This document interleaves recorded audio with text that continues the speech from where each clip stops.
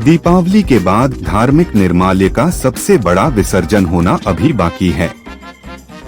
लिहाजा बुधवार को अन्नकूट के अवसर पर नमामि गंगे ने काशी क्षेत्र के संयोजक व नगर निगम के स्वच्छता ब्रांड एम्बेसडर राजेश शुक्ला के नेतृत्व में दशाश्वमेध घाट पर गंगा तट पर काफी मात्रा में फैले धार्मिक निर्माल्य की सफाई करके लोगों से अपील की है कि वो दीपावली के बाद बचे हुए धार्मिक निर्माल्य को गंगा में प्रवाहित करने या रोड साइड, फुटपाथ, पेड़ के नीचे या पार्क और पब्लिक प्लेस में रखने के बजाय इनका इको फ्रेंडली विसर्जन करें।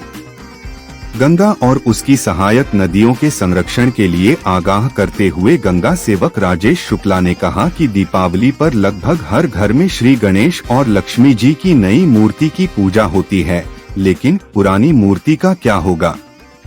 ज्यादातर लोग मूर्तियों को गंगा में प्रवाहित कर देते हैं और कुछ लोग पेड़ के नीचे रख देते हैं।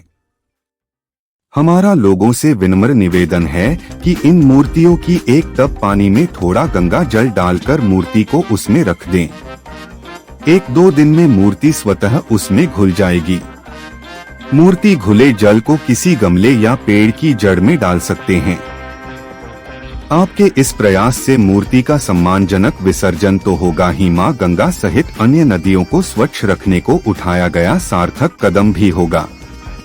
आयोजन में प्रमुख रूप से नमामि गंगे काशी क्षेत्र के संयोजक व नगर निगम के स्वच्छता ब्रांड एम्बेसडर राजेश शुक्ला, आयुष श्रीवास्तव, विजय अवस्थी, सुमित शुक्ला, गगन शुक्ला, आशीष रावत, प्रियांशु शुक्ला आदि उपस्थित रहे।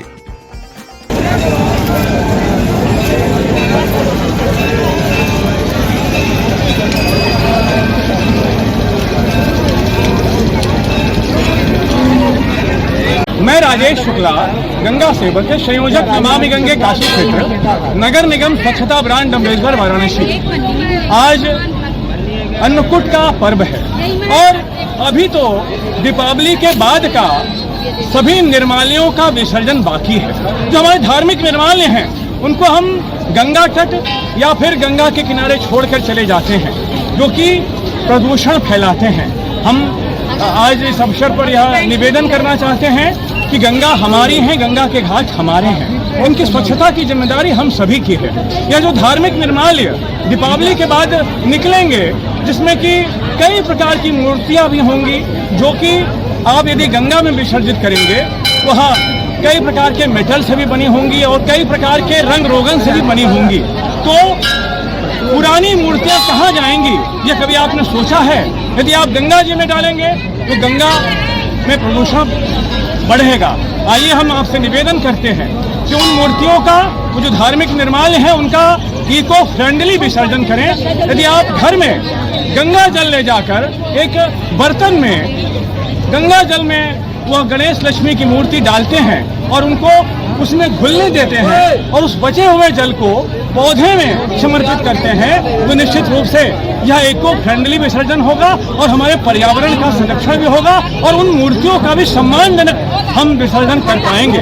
आइए दीपावली के बाद यह निश्चय कर लें कि हमें गंगा के तट पर या गंगा की सहायक नदियों के तट पर कोई गंदगी नहीं करनी है। यही निवेदन है। नमः पार्वती पते।